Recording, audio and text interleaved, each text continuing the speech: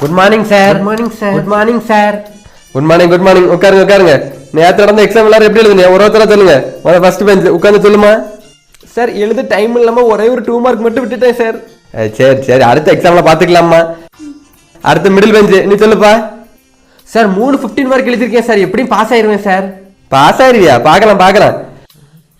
சரி last bench நீ எந்திரிச்சு நீ சொல்லு. உன்கிட்ட கேட்கறதுக்கு கேட்காமலே இருக்கலாம். எக்ஸாம் ஆள் எப்படி இருந்தீங்க பாத்தியா? எல்லாம் ஓகே சார். ஃபேன் தான் ஓடல, அது ஓடி இருந்துச்சுன்னா எனக்கு கொஞ்சம் நல்லா தூங்கிருப்பேன் சார்.